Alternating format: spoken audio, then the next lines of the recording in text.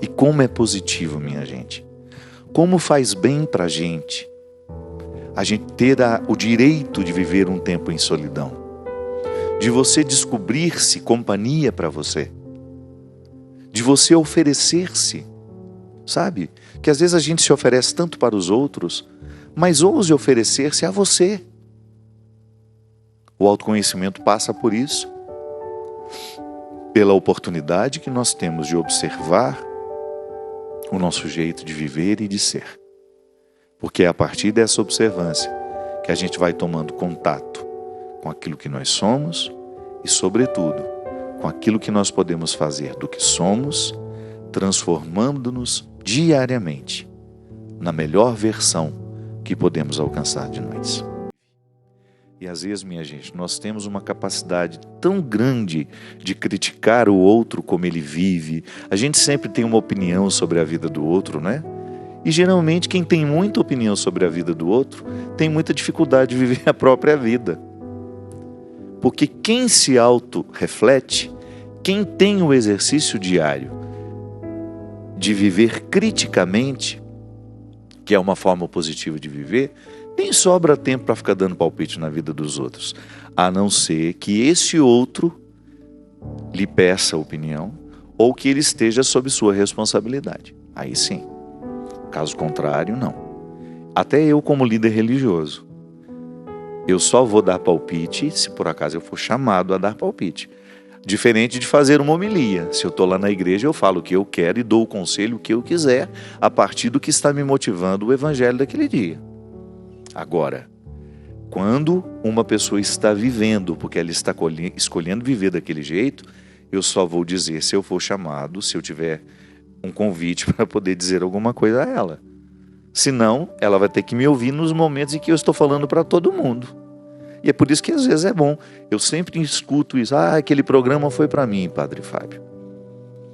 Ontem mesmo, no evento que a gente teve no Rio de Janeiro, em São Paulo, no domingo. Como é bom quando termina, a pessoa diz: nossa, tudo que você falou hoje foi para mim.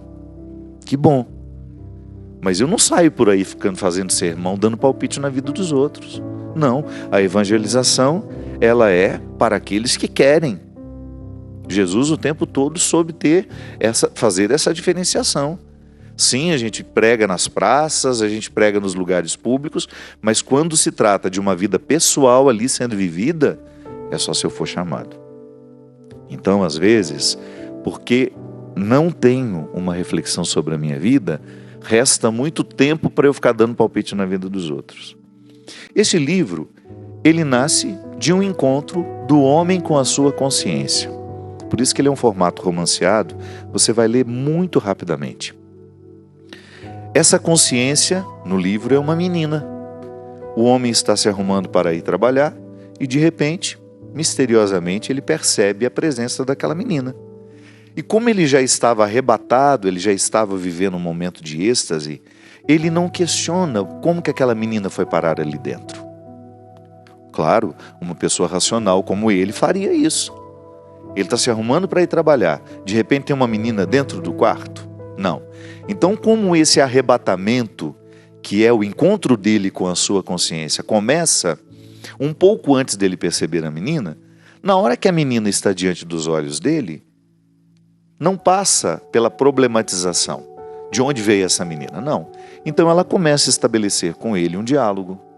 Ela faz uma primeira pergunta, ele responde, e assim o livro vai sendo desenvolvido, pegando questões muito pertinentes aos nossos dias. Porque é impressionante como, à medida que a gente vai conversando, que você vai tendo mais intimidade com as pessoas, você vai percebendo como todos nós hoje estamos sofrendo das mesmas causas, pelas mesmas causas. E uma delas é justamente a infelicidade na administração do tempo. O tempo, a lida com o tempo, está nos angustiando demais. Porque nós estamos todos tendo uma percepção de que nós não estamos vivendo como deveríamos. E é justamente o que o homem está experimentando. E é claro que ele vai negar o tempo todo.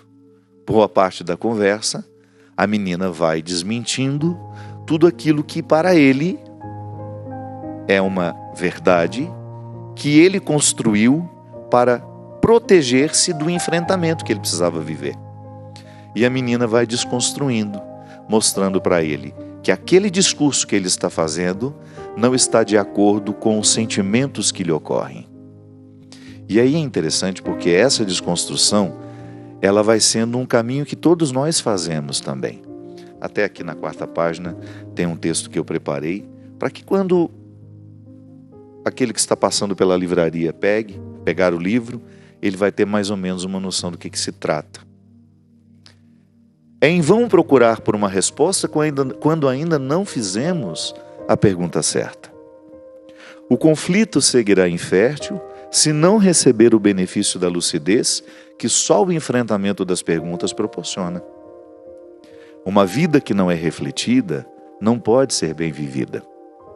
Só o debruçar reflexivo sobre nós é capaz de reorientar a coerência, desfazer os equívocos e estabelecer o julgamento que nos coloca diante dos dilemas fundamentais. Quanto nos custa ser quem somos? Tem nos custado muito alta a fatura das emoções? Muito alto. Estamos satisfeitos com o que escolhemos ganhar e perder? Somos fiéis ao que nos pede o coração? Não nos apressemos em responder. É preciso conviver com as questões, olhá-las nos olhos, permitir que suas arestas desconfortáveis encontrem os encaixes na alma ferida. Há caminhos que não podemos andar acompanhados, e este é um deles, o que nos leva ao dentro de nós. Ande pelo seu. Ofereça-se a compaixão, o que de mais nobre você pode se proporcionar. É sob a sua tutela amorosa que você descobrirá que a vida pode ser diferente e que nunca é tarde para reorientar a sua história. Ouça o que você tem a dizer-se. Recolha-se com este livro nas mãos. Nele há um itinerário para os que pretendem renascer. Aceite este convite. Não espero que o outro lhe dê aquilo que só você pode se oferecer. Então, nessa necessidade que é muito comum a todos nós, minha gente, esse livro nasceu com o desejo de refletir aquele que foi o meu grande conflito nos últimos 2 anos, que era justamente perceber que eu estava construindo a minha vida de um jeito que o meu coração não estava onde estava o meu passo. Às vezes os meus pés me levavam para lugares muito diferentes do que me pedia o coração. E a linguagem do coração é a linguagem da consciência, é a linguagem da menina. A menina que ainda não está contaminada com as mentiras do adulto. Porque nós contamos mentiras demais para nós. Nós arrumamos muitas desculpas para justificar a nossa conduta errada. Você sabe disso? Quantas vezes você se pegou fazendo justamente uma defesa daquilo que é indefensável em você? Quantas vezes você tentou defender para o outro aquilo que nem para você é justo ser defendido? Porque você sabe que está errado. Aquela maneira que você assumiu de viver, o excesso de tantas coisas que lhe retiram às vezes o direito de desfrutar até daquilo que a vida já lhe deu. Nós estamos protelando, deixando para outro dia as nossas alegrias, a nossa felicidade. E não é justo. Não é justo. Não é justo nós ficarmos justificando e mentindo para nós, criando uma defesa de um jeito de ser que precisa ser modificado urgentemente. Sem medo de errar. Andando por aí, conhecendo as pessoas, falando com aquelas que eu já conheço há muito tempo, nós estamos todos vivendo o mesmo conflito. Nós estamos com uma sensação de que o tempo está passando e nós não estamos extraindo de nós o melhor que podemos extrair. Por quê? Porque estamos com pressa, estamos excessivamente cansados, com demandas muito além das nossas possibilidades. Não estamos tendo tempo para viver as nossas emoções como elas merecem ser vividas. Nós não estamos tendo tempo para viver o processo do autoconhecimento. Então sofremos sem saber por que estamos sofrendo. Erramos porque não sabemos por que estamos errando. E de repente, um conflito se estabelece. Há um momento do livro em que a menina conta para o homem, quando ela faz a reflexão sobre o tempo, ela conta uma história de José Saramago, o grande escritor português.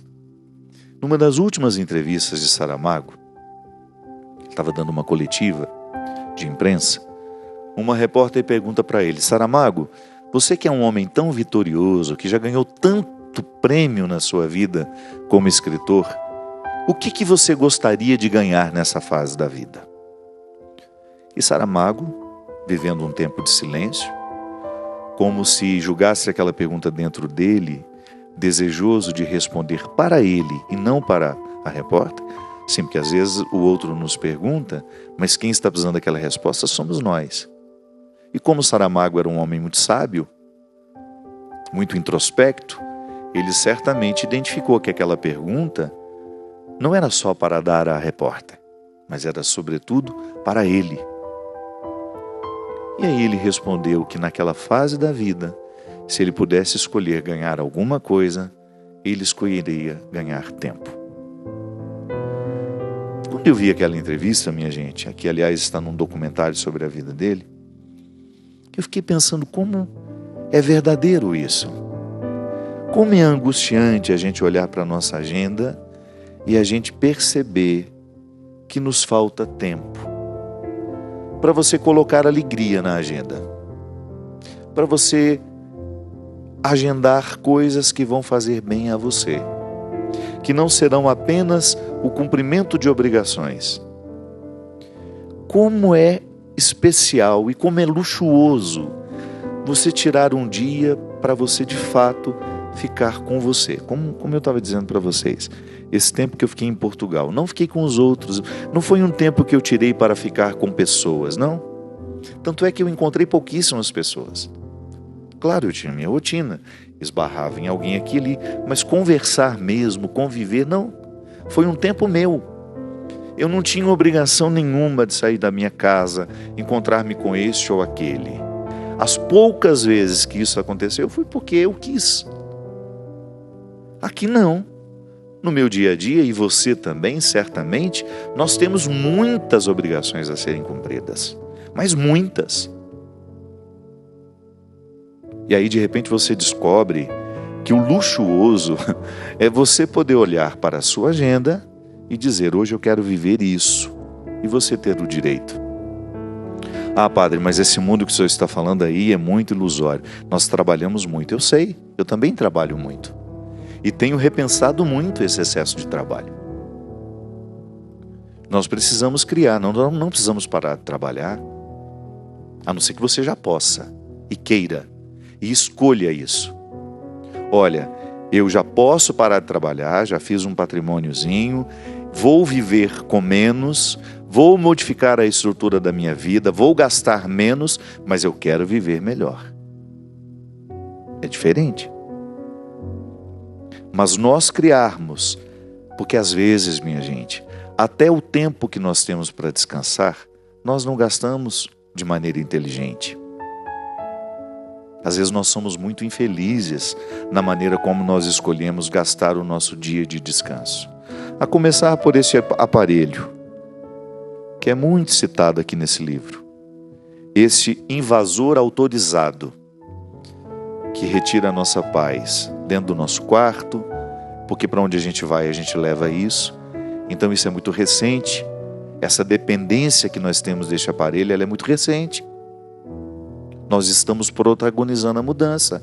Quais são as doenças que isso trarão para nós? Nós somos a primeira geração que está vivendo isso. Os nossos filhos já estão, mas nós estamos antes deles. Quais são os desequilíbrios emocionais, físicos que isso vai trazer para nós? Só o tempo vai dizer. Então, às vezes, o tempo de descanso nós escolhemos gastar da pior forma, sem nenhuma inteligência. Então, eu espero que este livro possa lhe fazer o mesmo bem ou até mais do que ele já fez para mim no momento que eu escrevi. Ele foi muito importante para mim, sobretudo no momento em que eu fiz. No momento em que eu convivi com ele, né, porque eu gosto de conviver com os meus livros antes de escrevê-los.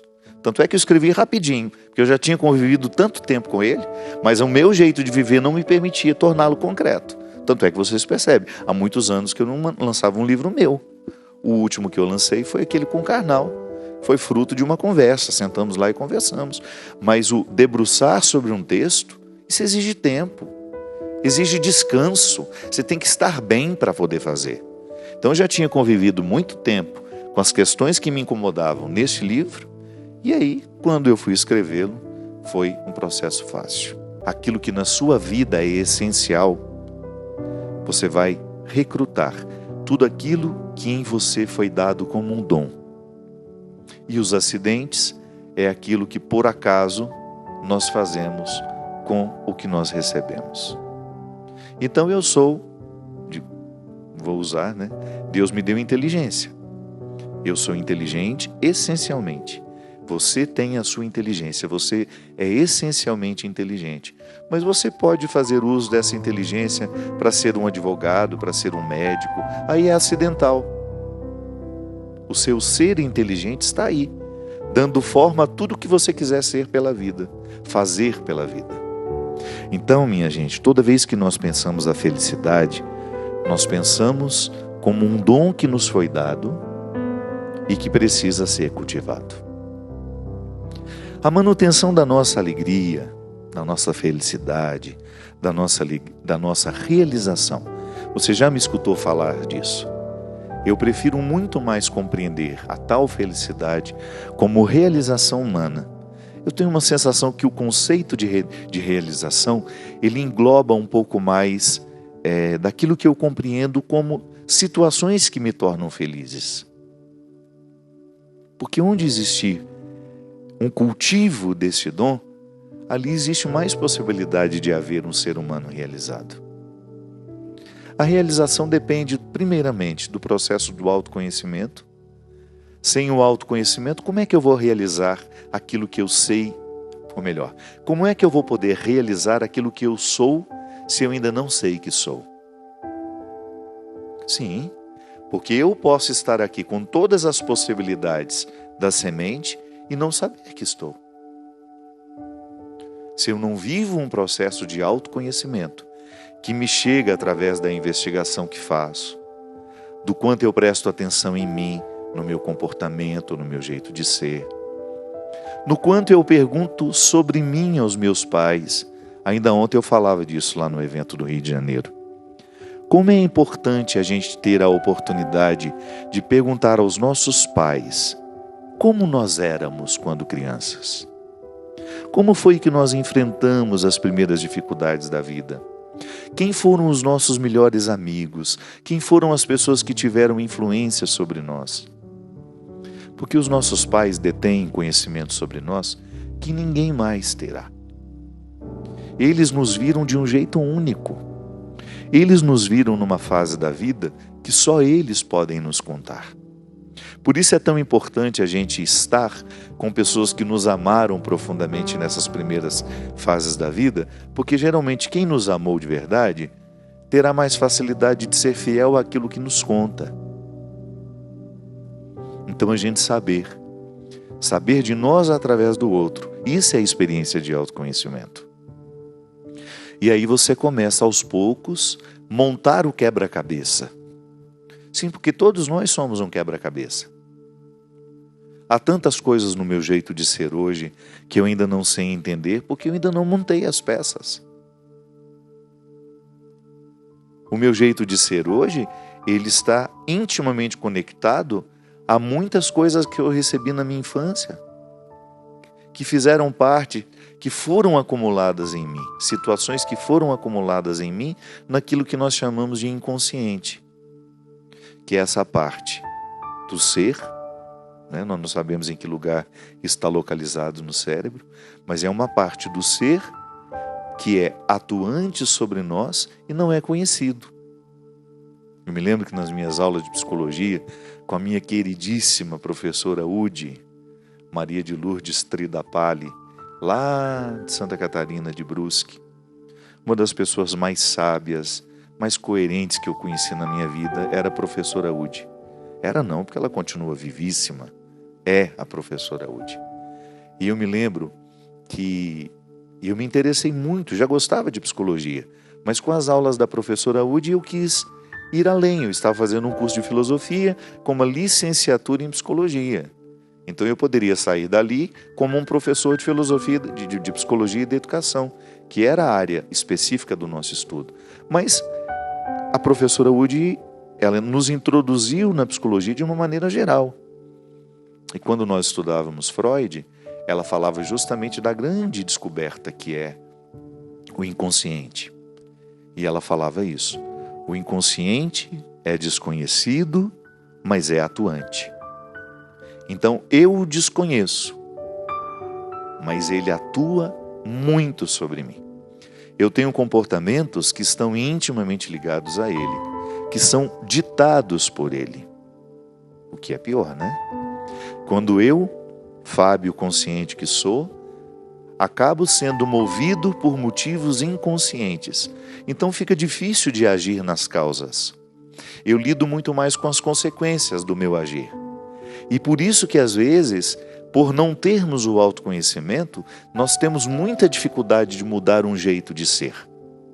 Porque aquele jeito de ser, embora ele se expresse em atitudes, palavras, um modo de pensar, ele está sendo movido e gerado por uma realidade que em mim é inconsciente.